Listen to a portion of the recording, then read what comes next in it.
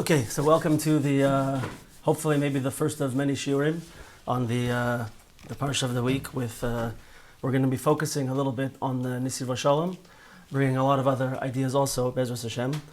But I'll explain in a second why I feel that the Nesivos Shalom, oopsies, we're muted. Okay. Hi, Mrs. Kaufman, welcome. I'll explain in a bit why I feel that the Nesivos Shalom is a good place to start, a good anchor point to discuss Inyanim. And I want to thank Mrs. Lichter for hosting the shir today in her home. And to thank Mrs. Portowitz for organizing the shir. And Bezras Hashem, it should be for Refuah Shlema Mina Shemayim for Rafael Avram Yitzchak Ben Gittel. Bezras Hashem. And the topic that we're going to see today is very, very shaykh to this Inyan of Sruli's father. And it's very shaykh to many, many people who experience any type of difficulty in their lives, who go through difficulties.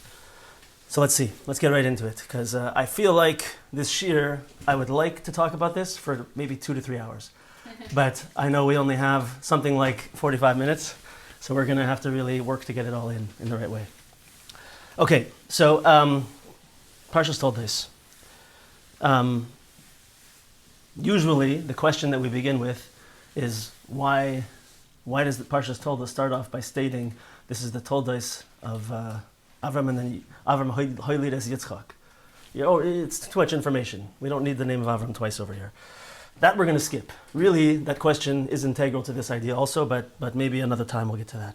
The question we're going to ask today is the lashon of the pasuk. The pasuk says like this: Vayetar Yitzchak Lashem L'Noichach Ishtoi Ki Akarahi. That Yitzchak, usually the word Vayetar is translated as entreated, meaning he davened to in a certain way. It's a lashon of tefillah, of bakasha. Vaye'aser loy Hashem Vatah Rivka Ishtoi. And then Hashem did the same thing to him. If Vayater means he davened, he prayed to Hashem, then the pasuk reverses it and says the same thing that Hashem did to Yitzchak. Right? Doesn't make sense, right? Or it means the lashon of abundance, right? Which we see some of the Mefarshim say that he really, really davened a lot. It's still a lashon of tefillah, but it means he davened a lot. And so Hashem sort of reversed that back to him with abundance in some way. As a standard way of understanding it, right? But we're going to see another way to look at this question through seeing a small piece from the Zohar, a few Gemaras, and a few Midrashim that are going to help us to understand this in a very, very beautiful way. At the end, we should still have a lot of questions, I hope. Big questions. This is a serious topic. So I'm going to try and get through this, and maybe if you can save questions to the end, that'll be best, especially since we're on Zoom.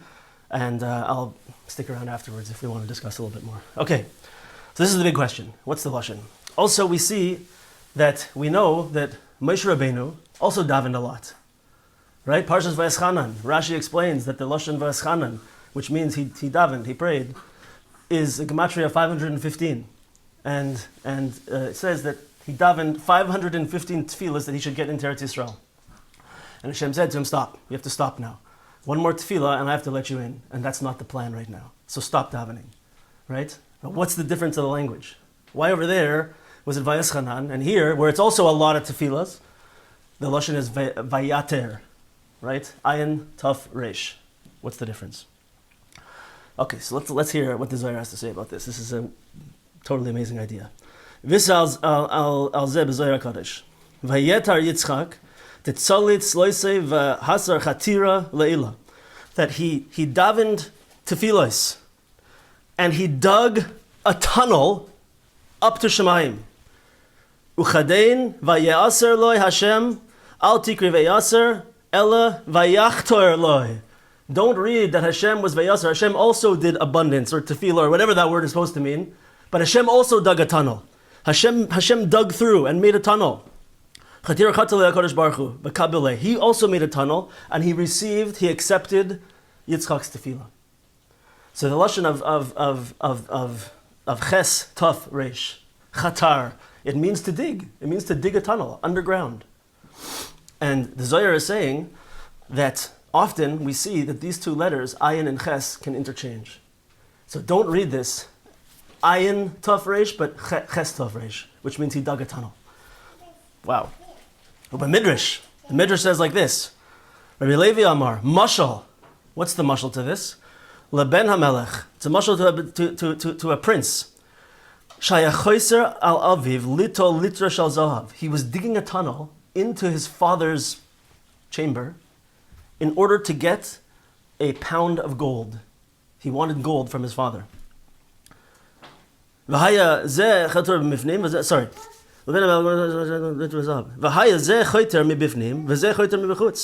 And then the father also did from the inside.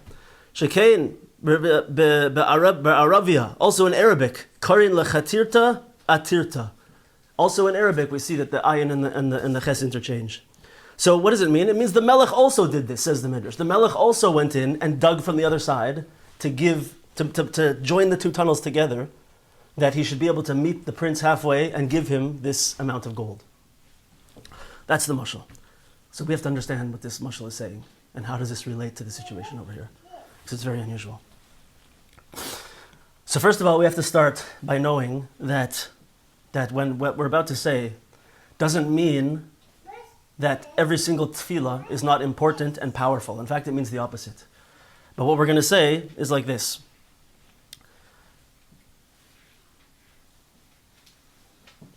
The way that Hashem set up creation, everybody knows this and feels this. Things don't come easy. Life is meant to be challenging. And from the moment we're born, certainly from when we start to grow up, we have to work to achieve our connection to HaKadosh Baruch Hu. And if you want to think of it as schar and haba, we have to work. Like the Ramchal says, this world is the time for work. The next world is the time to receive reward. It's supposed to be challenging. It's supposed to be difficult. And therefore, the world is created in a way that there's blockages between us and Hashem. Because if we would see Hashem clearly every day, in every moment of our lives, it would be easy. I would just obviously do the right thing. If every time I made a bracha, I all of a sudden felt this intense pleasure, I'd be making brachas all day long. I would never forget, right? But it's not like that. It's hard. It's hard to connect. And it has to be set up this way so that we have bechira, and that we can work through the world in this way. There's kalipas, there's shells and spiritual blockages that surround us, and we have to break through them. Sometimes these blockages, it can also be from dinim, to correspond to the negative things we've done. Sometimes these blockages, they can be ripped like a piece of paper.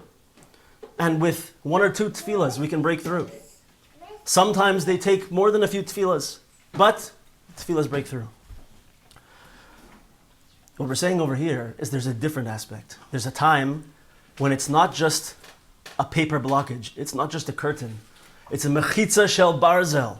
It's an iron wall. A solid wall that's blocking against what we need, what we want. Blocking against our connection to HaKadosh Baruch Hu. So what do we do in such a situation? The derech is, when you have an iron wall, what do you have to do to get through the other side? Right? You ever heard of people breaking out of prison? How do they sometimes do it? What? They go under. They dig under. You have to dig a tunnel underneath. You'll never get through that wall. That wall is set up, and it's staying there. You have to dig through. You have to get through underneath the wall. You have to dig a chatira, which is the lashon that we're talking about. So too, it says like this by Menashe, the king Menashe. Everybody knows that Menashe was a rasha, but in the end he did tshuva. And the Gemara says, first of all, the pasuk says it says that he v'yasa hara b'nei Hashem k'tuhav zagayim v'achar kach k'siv k'hatzar loy chales b'nei Hashem v'yispal love v'yetar loy v'yishma tichinasoi. He davened to him v'yetar loy, and he did the same lashon of v'yetar. Menashe did when he did tshuva, and Hashem heard his techina. And the Gemara in Sanhedrin says like this: Kamoy kain, vayetar loy chatira loy, and also Hashem made a chatira for him. Malamed she'asala Kadosh Baruch Hu kamin machters. The Gemara in Sanhedrin says this. You don't even have to listen to the Zohar if you don't want. The Gemara in Sanhedrin says Hashem made a tunnel from upstairs in the Rikiah in order to receive his tshuva. And why did he do this? Because of the midas hadin that was against him. The midas hadin was like a wall of iron. Hashem had to make a chatira, a tunnel underneath that wall in order to receive the tshuva of Menashe. What does Rashi explain? Listen to this, Rashi. Midas hadin haisa ma'akeves. The Midas hadin was standing, stopping the tefillah from going through. Shaloi lahakbil panei Menashe b'tshuva, that he could not receive Menashe's tshuva. Va'asa kadosh baruch hu machteres berakia upashad yadai v'kiblu b'lo yidias Midas hadin. So Hashem made a tunnel, a chetira, underneath, and was able to receive his tshuva without, whatever this means, without the knowledge of the Midas hadin. He went behind Midas hadin's back and dug a tunnel underneath.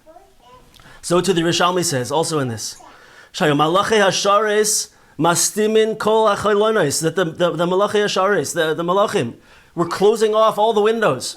Shaloi Talu Tefillah Shal Menashe Lifnei HaKadosh, the Menashe's tefillah shouldn't go up. Ma Asa HaKadosh Baruch Hu, says the Yerushalmi, Chatar Loi Chatira Metachas Kisei HaKavod, Shaloi V'Shama Techinasai. HaKadosh Baruch Hu made a tunnel underneath the Kisei HaKavod to receive his tefillah. Something different. It's not a normal situation. It's not a normal tefillah that's just going to go through. Hashem had to do something different. We still don't really understand what that means. Right? I mean, at least I don't. We'll see. V'zeu shenemar, one more thing here. Vayachna me'oid milifnei Hashem. This is what it says by Menashe. Vayachna me'oid milifnei Hashem. Mitmidei elokei avoseinu. V'yispalel elav. V'yat v'yetar loi. V'yashmir techinasai. Not only did he just daven, it wasn't that he just davened. Vayachna me'oid lifnei elokei avosav. He mamish was machnia himself me'oid. He humbled himself. He really took himself down to his core, to his base, and got rid of all his yishus, all of his self, was machnia himself down very low. That's the way it worked. Menashe.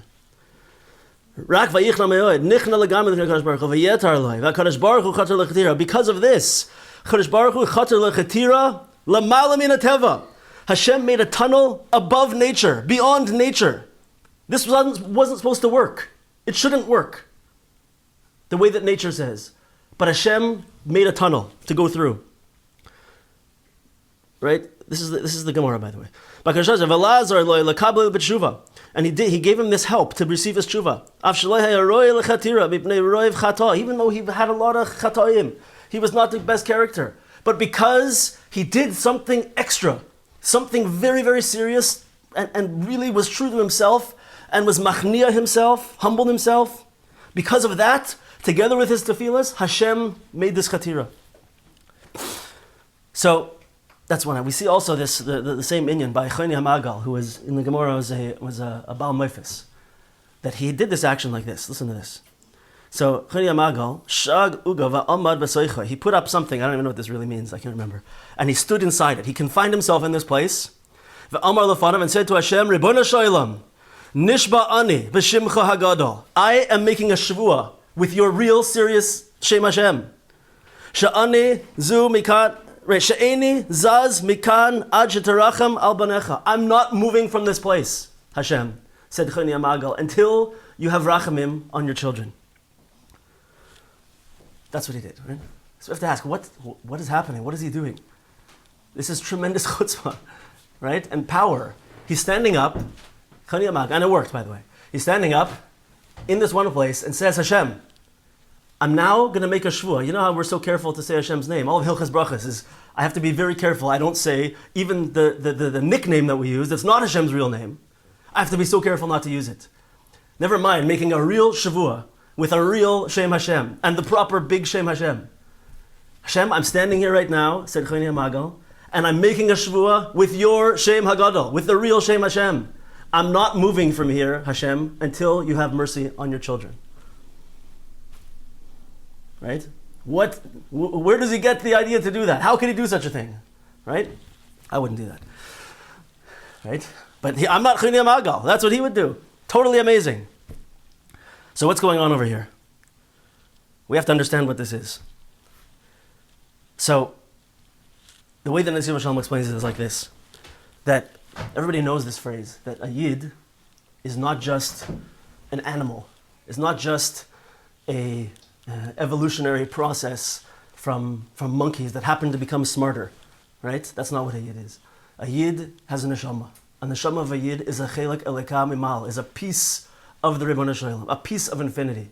We have a tremendous spark, a tremendous light inside of us, each one of us, has this light inside of us. It is a piece of Hashem, a powerful, strong piece of Hashem.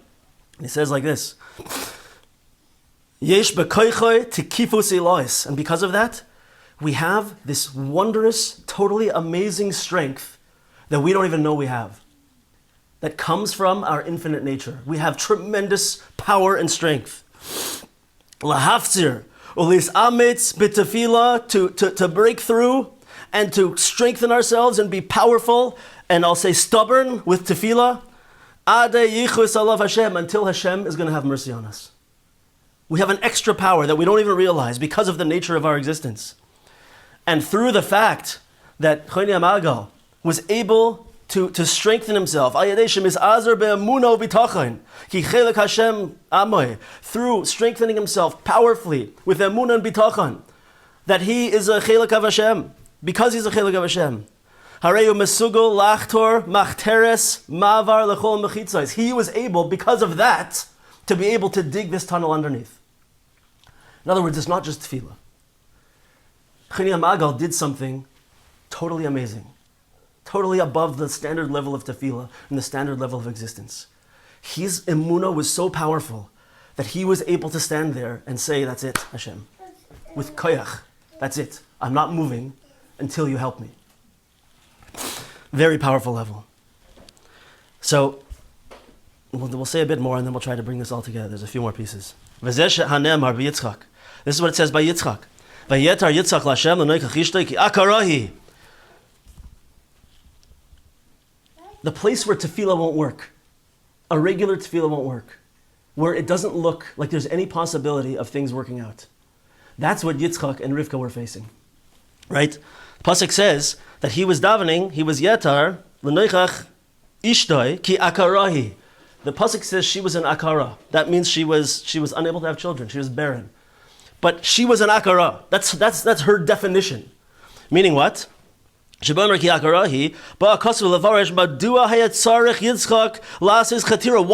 have to go to these lengths? Why did he have to go around the system and dig this tunnel under? Because she was an akara. This is what Chazal says. She did not have physically, in the world of nature, the ability to have children. It's not working, no matter what. There's no possibility of it working. Loi kachana, not like Chana. Chana was not like this. D'chtivba, rak v'Hashem sagar es rachma. By Chana, it said, Hashem sagar es rachma. He closed her womb. Yeah, it worked. Everything worked, but Hashem made it so that nothing's happening until she creates the Amida, right? Nothing's happening. That's not what it says over here by Rivka. She was an akara. She didn't have the plumbing, the ability whatsoever to make this work. Impossible. Al pi derech hateva. So therefore, same thing with Sarah. He's going to say that at the end, yeah. By Sarah, it says, Rashi brings that she didn't have a rechem even. She didn't even have a uterus. Not like, it wasn't there whatsoever. But the same idea. It's not going to work. Well, lefikach vayachtor Yitzchak l'Hashem. Vayechetar Yitzchak l'Hashem. So Yitzchak had to dig this tunnel. Tefillos loy ha'iloi rachatira lamala min hateva. Tefillos aren't going to help. You have to do something above nature. Lamala min hateva. Ka'amur sherivka loy ha'yichol loylid. Right? Al pi hateva. Vayeser mizeh. And beyond this, there was also a midas hadin against this birth, against her becoming pregnant. Why? On the one hand, it was because the Midas Hadin knew that she's going to have Esav. And the Midas Hadin said, no, Esav is going to be a bad guy. He's going to do terrible things. We want to stop this from happening. Right? It's not happening. But Yitzchak said, and also, Yitzchak could have had children from somewhere else. There was only a problem, a promise from Hashem that Yitzchak would have children. And that's where the Jewish people would come from. The children could have come from somewhere else, right? So Lav Davka had to be her for many reasons. But Yitzchak knew that Rivka Tzadekis is the one who has to come from. So he had to do this. He had to make this chatira. That's why he made this chatira. And Hashem went and made his own chatira, made his own tunnel. So now we can understand the mashal that the Medrash said a little bit. The Medrash said that the son, the prince, wanted to get gold from his father. But the father couldn't do it. He explains the situation. Whatever, make up your own story in your own mind. The king, well, a king doesn't just stand on his own. They have ministers, they have systems. Imagine the government now. It's actually very shaykh right now. Joe Biden, right, is a very powerful person with a lot of influence, and his son wants something from him. I think this really happened, right? I hate politics, and I don't get into it, but I believe that this is what actually happened. So his son asked him for something, but he can't really do it. So what does he have to do? He has to do it in secret, under the system. Because if it would be seen that he did something in order to give his son all this extra wealth and connections or whatever, he would lose his whole status, right? So imagine such a situation where the king has his whole castle, I don't know, whatever, castle, fortress, his ministers, the government, all there. He can't just give all of the money to his son. He can't just take out a pound of gold, which is a huge sum of money, and give it right to his son. So he has to, welcome, you know. So he has to do it in a way that kind of goes under the system. So his son goes, he sees that his son is digging in from outside, and he really wants to give the gold to his son. But because of the system, he can't really do it. So he digs under and joins together and meets his son in the middle so he can say, oh, my boy, I've been wanting to give you this forever. I love you so much. Here is the thing that I want for you. Right? But he couldn't just go around and do it out in the open, because the ministers would say, forget it, not happening. So too, the way we're understanding it, the Midas Hadin would say, no way, not happening. The klipas, the blockages, spiritual blockages are saying, no way. There has to be a different system, is the way we're understanding. All of these pieces are coming together to paint this picture for us. The Zohar, the Medrash, the Gemara, Bavli, Yerushalmi are all pointing to this idea. So, we're just about at the end here. So he says like this. Ubezeh, this is how, listen to this. Ubezeh, Pasach Yitzchak, Pesach, L'chol Yehudi. And with this, we have to understand, even if this is the case, why do we care? Why do we have to know all this about that particular situation? An important principle that Nesivos Shalom brings almost everything he says is that the Torah is netzachi, the Torah is eternal. The Torah is meant, every word in the Torah is meant for each one of us. Man, woman, and child, at every moment of our lives, is there for us to learn something. This word over here, this Maisa that Yitzchak and Rivka went through, is there to open a door for every Jew, says the Nesivos Shalom. Sometimes a Jew can break through with a little bit of tefillah.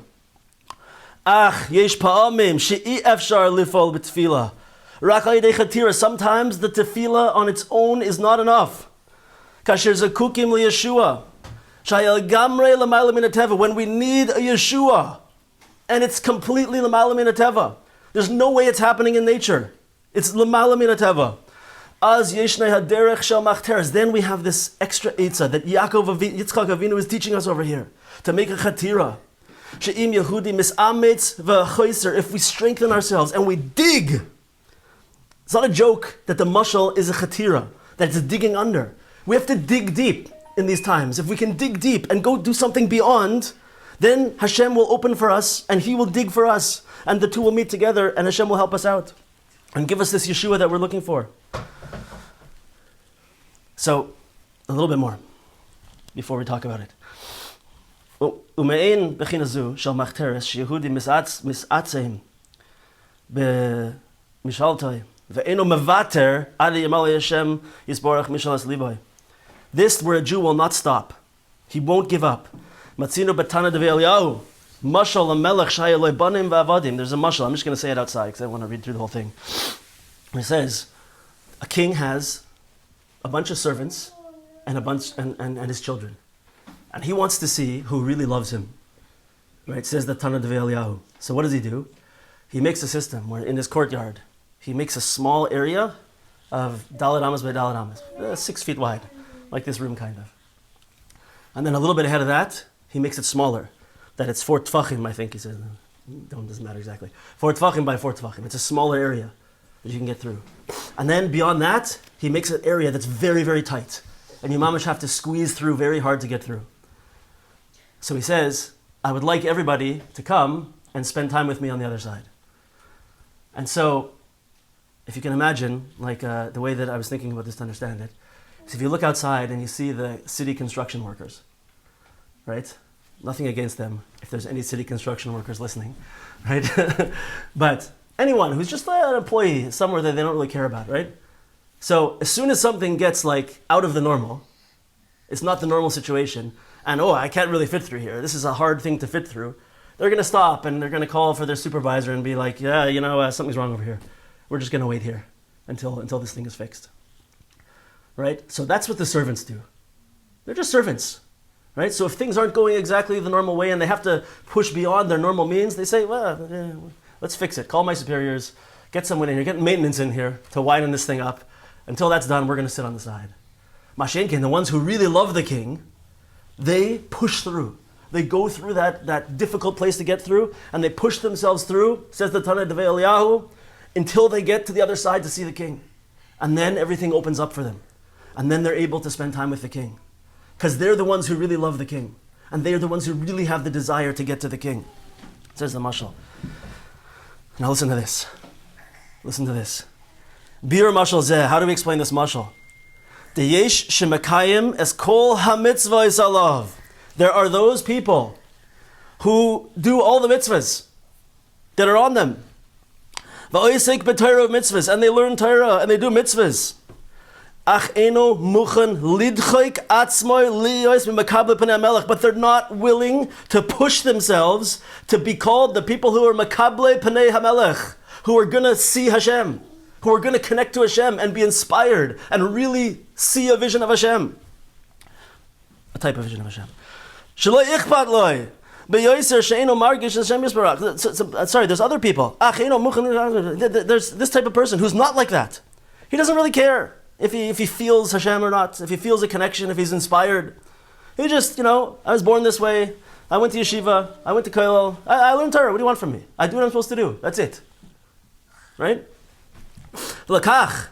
Im tzarich l'tzayir es gufo. If he has to be matzar himself, his body, if he has to do something that doesn't feel so good, that's difficult.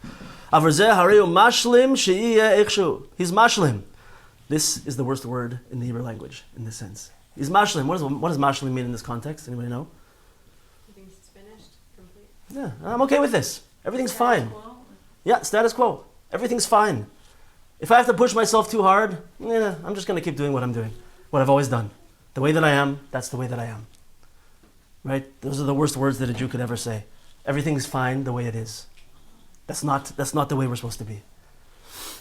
We're always supposed to be moving closer to Hashem. Every moment of our lives, every moment is precious. Every moment is an opportunity to connect to the Kadosh Baruch Hu. And if I just get into a pattern where I don't really care, I'm not thinking about it. I'm just doing what I always do.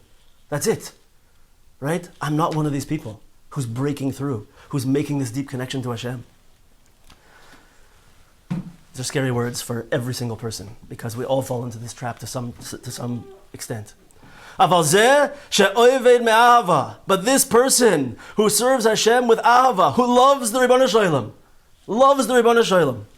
chayav einam chayim kasher eino meroi pnei malach. His life is not called life if he's not seeing Hashem in the world. If I'm not going about my day and seeing Hashem in the world. Right? How many miracles have we seen, by the way, with this whole thing for Sruli's father?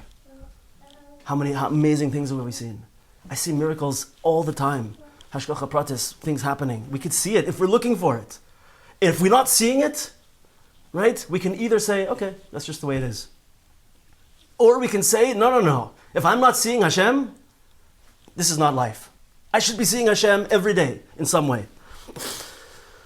How could I be mashlim with this? How could I be okay with this? I could never be okay with such a thing. If I'm not margish klalas Hashem Yisbrach, if I don't feel Hashem, margish kirvasa Yisbrach, I don't feel close to Hashem.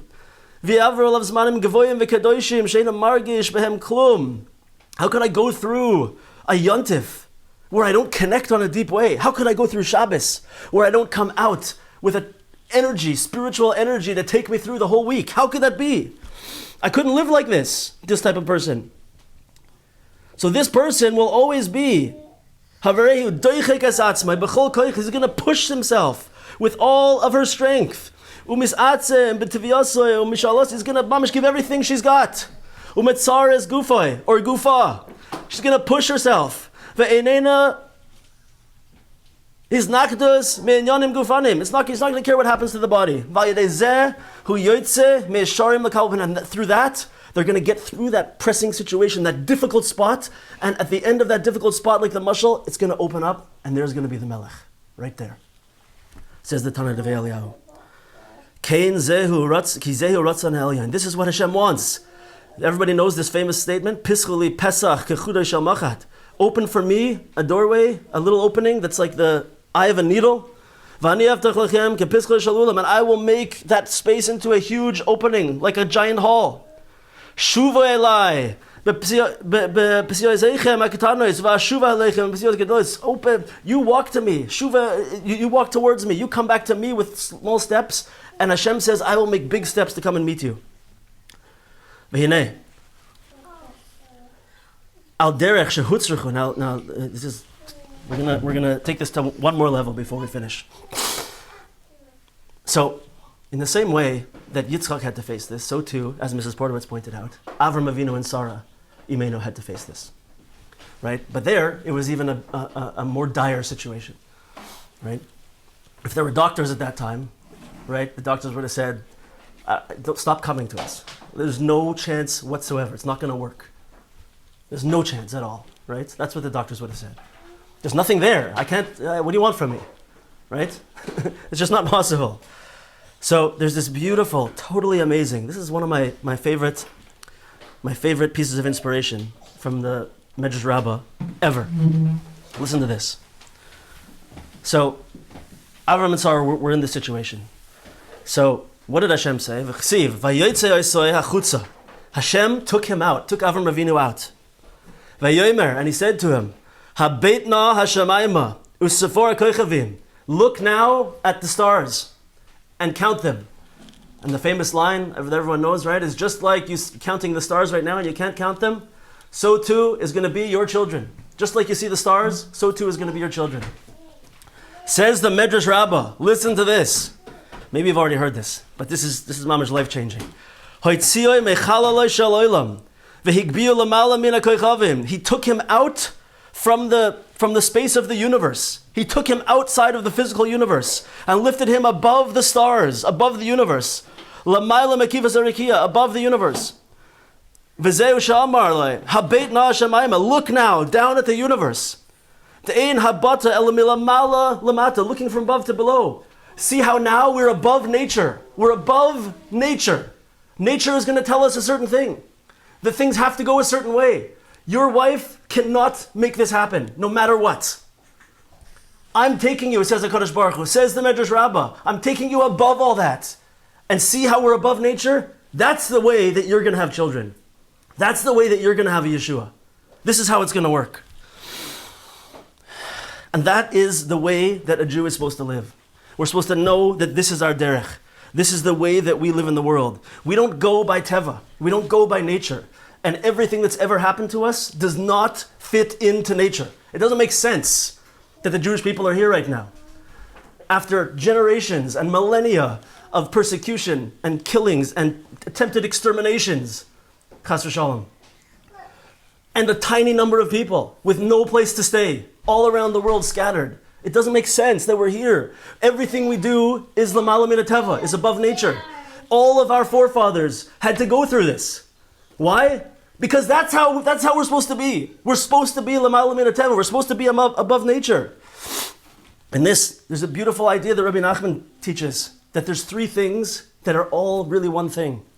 It's really four, but there's three things that are all really one thing. It's tefillah, emunah, and nisim. Tefillah, emunah, and nisim. Why am I davening? Avram could have asked himself. Avram Avinu could have asked himself. Yitzchak could have asked himself, why should I bother? It's not going to work. It just won't work. The physicality says no. But because our forefathers taught us that we have emunah. And emunah means, it doesn't mean I've decided in my intellect that there's such thing as Hashem. That's not emunah. That I believe that there's an Hashem. That's not emunah. That's I made an intellectual, rational discovery, and I think it's right. Emunah means that my life, I live my life, and I act as if I really believe that. That means that Hashem is kol yachol, Hashem can change nature, Hashem can do whatever He wants. And I am connected to that. And I live that way. So therefore, if I have tefillah and I'm davening because I have emunah, then that is in essence what nisim are. That's what a miracle is. A nes is, by definition, nature is mechayev that things should go a certain way. That things should be a certain way. And the nes says, no, it's not going to go like that. Hashem's going to subvert nature, change nature so that it goes a different way. That's what a nes is. So our tefillah is a combination of tefillah, emunah, and nisim. Because that's why I'm davening. Because I know that even though it's this way, it's going to change. So, based on all this, just to kind of bring it down to what the Nesivos Shalom is saying, and how we can take a tremendous chizuk, tremendous inspiration, and how we can understand how this fits into our lives, is that when we face a challenge that seems insurmountable, when we face a difficulty, we know people who are getting older and they don't have shidduchim. And it's going on and on. And everybody knows the pain that they're in. It's terrible. And it doesn't seem like it's going to happen. Every year, it gets harder, seemingly. And every year, nature says, your chances are going down, not going up. That's what nature says. And we know people who are not able to have children. And we know, if you know anyone like this, you know the pain that such a lady goes through. And that sometimes they can't leave their house. They can't go to simchas. They can't see people playing with their children. And they're in so much pain. And they're in tears all the time. And the same thing. It's not getting better as you get older. It's getting more difficult. And we know that some people are sick. And we know that the doctors tell us it's a very serious situation. And it goes up and down, and it gets worse. And sometimes it seems like it's right at the edge, and it's so terrible. And this person is hanging on the edge, and medically speaking, the doctors say, I don't know what to tell you. We're just going to keep trying, but it doesn't look good. At that moment, at those situations, just a regular tefillah is not quite enough. We have to make a chatira. We have to dig around whatever the blockages are. Whatever the reason is that we have to face this, we have to dig deep. We have to go down. And that means, together with my tefillah, I have to really, really connect to my own personal emunah on a deep internal level. It means I have to stop saying one thing and doing another thing. I have to stop living my life as if just everything's normal and everything's okay. And yeah, I take my kids to a good school, and my husband learns, and my wife is a tzedekis, and she bakes challah, and all these things, right? Just the things that we all do. And why? Many times we're just doing that, because that's what our communities do. Sometimes even doing chesed. Yeah, I just do it. Yeah, my mother did that, so I'm doing that. And everyone's being involved in this, so I'm going to do it. Right?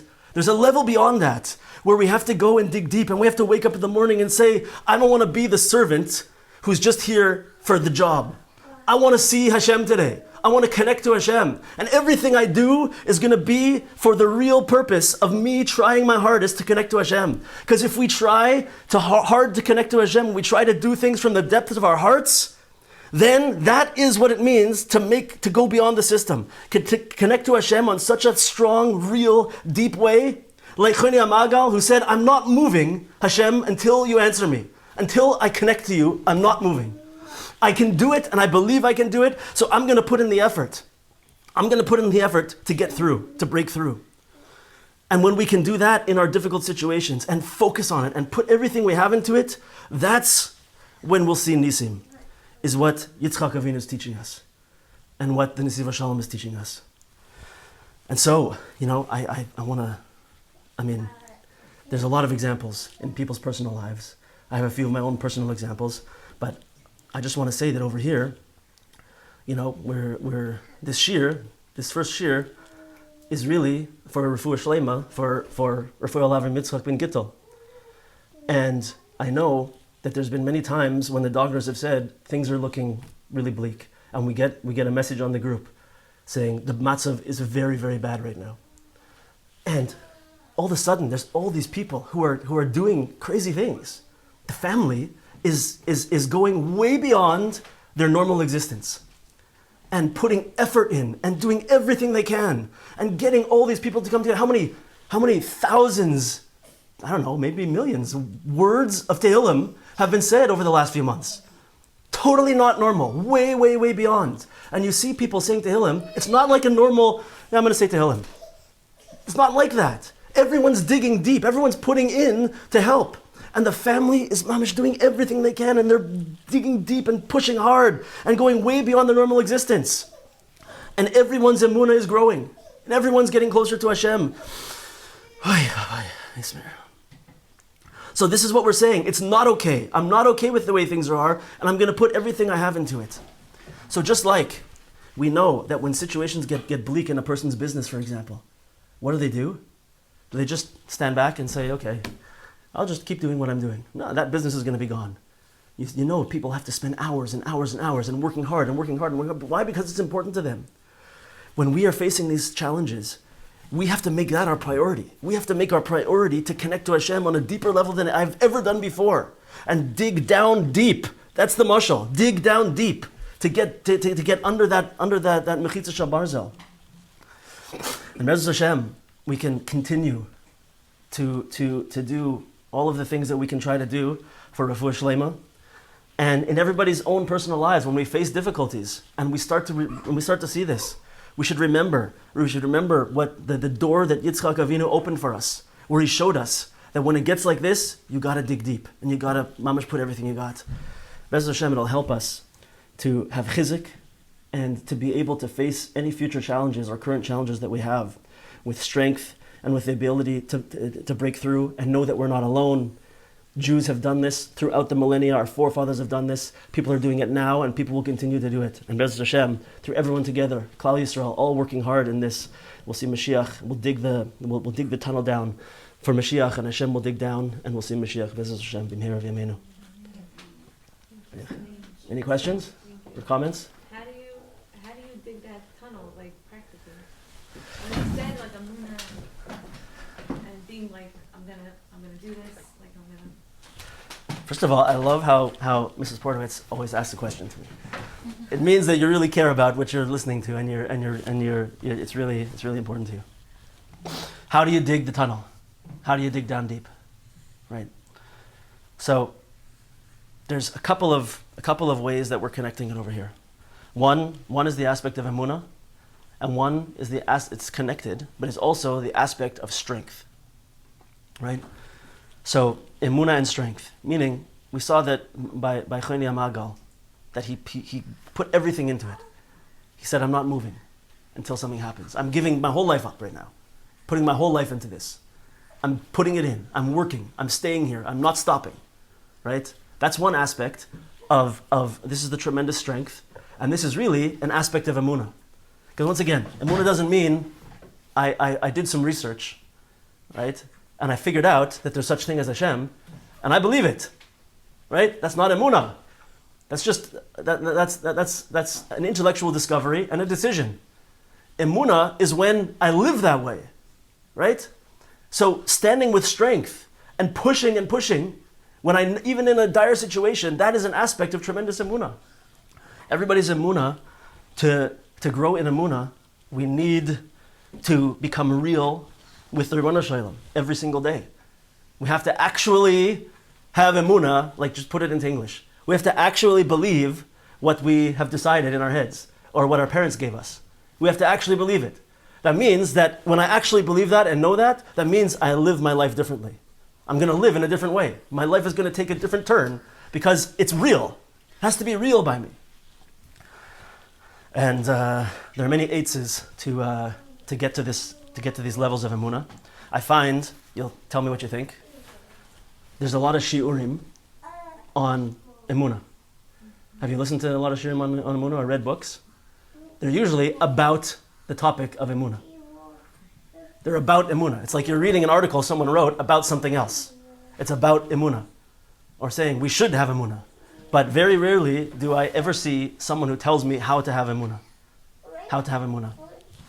So there's a few things that are very simple, very, very simple, and they're both tremendously, tremendously rooted in all of our regular Torah sources. And the reason I'm saying that is because many people think that this is like something new and something crazy. I'll tell you, if you look in two places, if you look in Rav Victor Miller on Emun and Bitachon, and you look in Rebbe Nachman of Breslov, you'll see the exact same thing coming together. And that Rav Victor Miller quotes Rebbe Nachman a lot also, right? And these two ideas are tremendously powerful, and they will literally change a person's life. And I don't know of another way to get emunah other than this. This is strong. So if anyone disagrees with this or wants to say that it's not correct, you could send them to me. I'll be happy to talk to them about it. I've talked to a lot of people about it. One is to always, every single day, talk to Hashem. We all try to daven, right? In a certain way. But as opposed to just being like, okay, yeah, I got to quickly finish Shemona Esrei so I can get back to the baby's crying, right? Not finishing Shemona Esrei. Not even just davening, but really just talking to Hashem. Imagine an old bubby, one of those holy old ladies who comes from a long time ago, who just talks to Hashem all the time, lives a life where you've seen people like this? They have emunah pshuta, they're always connected to Hashem. Talk to Hashem about everything that's going on in my life. Hashem, things are really difficult right now. I'm experiencing tremendous pain, and this is hurting me, and this made me cry yesterday. And why am I feeling that way? Please help me, Hashem. Talk to Hashem about our lives. You know what that does? It takes that moment in my life yesterday where I was crying, and it brings Hashem into that moment. It actually brings Hashem into my life. Talk to Hashem is the first and most important thing. The second thing is of course, we're coming up to Hanukkah, which is Yemei Haida, which is the days of being thankful, is to have always gratitude to Hashem and always thank Hashem for everything that happens in our lives. Because when you say thank you for something that happened in your life, what are you doing? You're connecting that thing of my life to Hashem. That's the main thing. It's not some modern new way of thing to always be thankful, like it's some strange thing. Everywhere in our tradition, in Yiddishkeit, you will see the inyan of a Haidah and the importance of it. And you'll see also, this is, by the way, in the same place, in the Shar Bitachon of the Chavos Levavos, says the exact same thing. How do you get emunah? You have to thank Hashem for the difficult things that happen to you. Says the Chavos Levavos in Shar Bitachon. These ways are the ways to strengthen emunah. And if we don't do this, I can't help you. I feel like that's parallel to also just relationships with not only Hashem, but in general, that we focus on building a relationship. Like when you say speak to Hashem, my thoughts are create a relationship. Right. And when you create a relationship 100%. with Hashem, then you'll have emunah. Right. But the same is true also with relationships with other people. Absolutely. When you speak to them and you try to get to know them and you try to bond with them, then it's going to be a deeper Right. relationship. Yep. When you have gratitude, it's a deeper relationship. Totally. In a marriage in particular, communication is everything. And usually, I'm just saying usually, every wife knows this more than every husband knows this, that there's a breakdown in communication when things are going difficult, right? When things are difficult. And usually, husbands are not the best at communication. But when the channels open up and they start talking, things totally change, right? So I'm just telling you, this idea that we saw, you saw where it's built from the Zohar, from the Gemara, from the Medrash, from the Yerushalmi, Bavli, all these things coming together to show us this inyan. And this inyan of how do we get there? How do we do it? I want to just say one more time.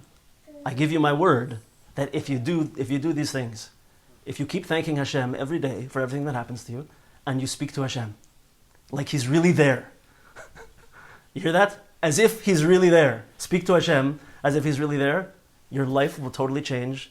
Your emunah will go up. I promise you. And I don't know of another way to make it happen. But I know that if you do this, it will for sure happen. And we should Be'ez Hashem, we should be Zeicha. We all need strong emunah in these times. Everything is so difficult, and the virus and the schools and quarantine and how many times we have kids in the house and they have to connect. One's on a call, one's on a Zoom, one's on. It's mamish. It's a crazy time. If we don't have emunah now, we're going to be very challenged. Be'ez Hashem, we should make it. Yeah. Another question. I was just thinking, like, is there like a bad way to talk to Hashem? Like sometimes I complain to Hashem. Is that like not okay? Like say why Hashem? Like it just comes out of my mouth. Like I don't know. It's Like, a very, I don't mean to say why Hashem, but I'm just like frustrated about something. it's a very good question. There's two important ingredients to this type of relationship with Hashem. One is emes, and one is bittul. Emes means that I'm totally authentic and truthful with my relationship to Hashem. Because if I'm having a difficulty with something, and it's hurting me, and it's hard, and I just gloss over it, and I don't acknowledge that things aren't going well, and I don't understand why, right? If I don't do that, that is the message to Hashem from me, for me. That's Hashem giving me something. Why do I have something hard in my life, something difficult? It's meant for me. It's there to teach me something. And if I just gloss over it and I don't pay attention to it, it's like I'm saying, I don't want that message. I don't really want to talk to Hashem. I want to just do my own version of talking to Hashem, what I call talking to Hashem, right? That's like davening when you don't even think about what you're doing, right? Whereas if something's happening to me, I know that it's Hashem, it's meant for me. This is what Hashgacha Pratis means, right? Hashem is giving me what I need, and He always gives me what I need. So if I don't talk to Hashem and start saying, this is really hard for me, why are you doing this to me? And start to engage this idea, I'm just going to move on and never, ever move to the next level. I'll never grow from this if I don't actually face the things that Hashem is giving me. So we have to start by saying, Hashem, I don't get it. And it's painful. And I don't like it even. Right? Why? What are you doing this to me for? And then we have to engage the second part, which is bittul, which is to realize that we don't run the world and that we have to empty ourselves out in order to be able to see what Hashem is giving us. And when I take away my fears, and when I take away my anger, and when I take away my arrogance, right? Thinking that things have to be my way and they're not going my way, so I'm mad, I'm angry, I'm upset, right? Then things start to open up. And it's like we're saying over here, when you get through that place, you get to the other side and all of a sudden you can see the King. When a person starts to take away their arrogance and their anger and their fear in particular, and starts to just allow Hashem's will to unfold in their lives, you'll start to see Hashem in the world. You'll start to see Hashem in your life, and you won't be afraid, because you'll know where it's coming from. But it has to be this process, and it's not instantaneous, but it works relatively quickly. Start thanking Hashem for everything that happens, and start talking to Hashem about real things. I don't know why anyone would dispute that. Like, it just makes so much sense. You'd be surprised. But yeah, right? No one should dispute it. Like, yeah, but, like, I don't know, what's there to argue with? Yeah. We're on the same page. Yeah. Thank you. Yeah. Thank you so much. Okay, thank you very much. Thank you. Okay.